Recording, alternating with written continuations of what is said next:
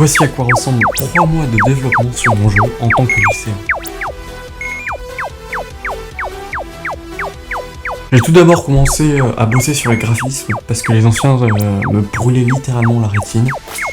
Bon, je suis toujours pas designer, mais avec du post-processing et un changement léger de DA pour plus coller au jeu .io, j'arrive tout de même à faire passer mon jeu de ça à ça.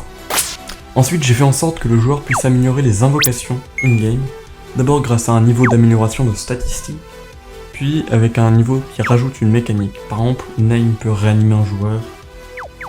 J'ai d'ailleurs remplacé l'invocation Anivia, qui était beaucoup trop occasionnelle, par Dimitri, qui possède lui différents portraits qui changent les propriétés des balles.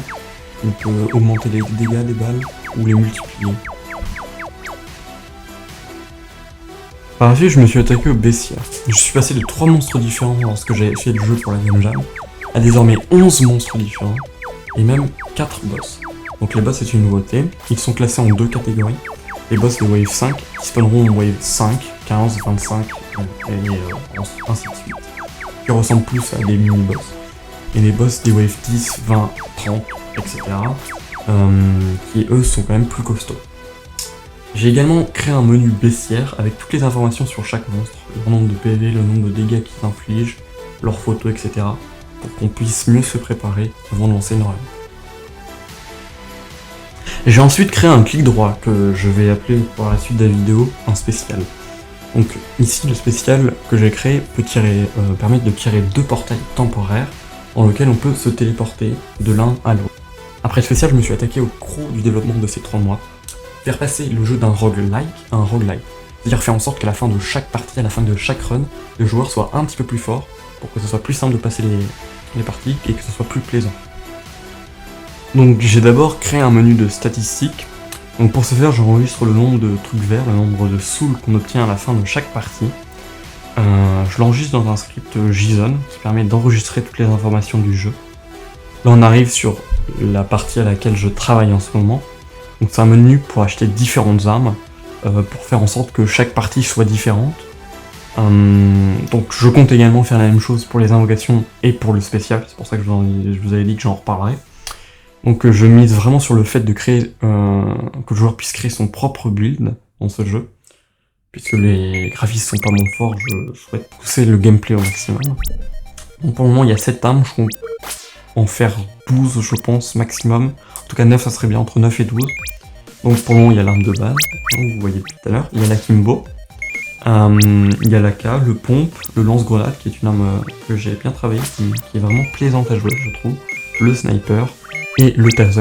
J'ai pas encore trouvé d'autres noms mais elle lance de l'électricité donc je pense que c'est ce qui est le plus évoquant. Qui est mon arme préférée et qui est celle qui a pris le plus de temps. Comme vous le remarquez également avec les interfaces que je vous passe en fond, j'ai vraiment essayé de soigner les interfaces. J'ai pas encore pu toutes les faire, mais j'ai fait les plus urgentes, c'est-à-dire le menu principal et le menu de mort. Donc là, mes projets pour continuer le développement du jeu, ça va être de travailler sur les dernières armes, de faire le menu des invocations et de faire ces invocations justement, et le menu des spéciales, ça va être les grosses parties. Donc lorsque j'aurai fini ceci, je pense que j'aurai assez pour faire un trailer et donc faire une page de Steam. Donc c'est là où je vais avoir besoin de votre aide.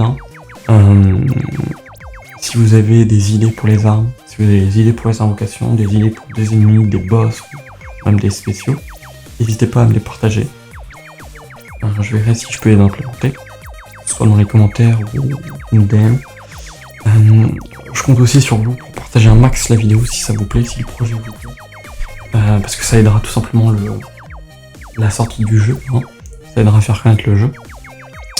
Je vais bientôt créer également un Discord pour de futurs tests si vous êtes intéressé.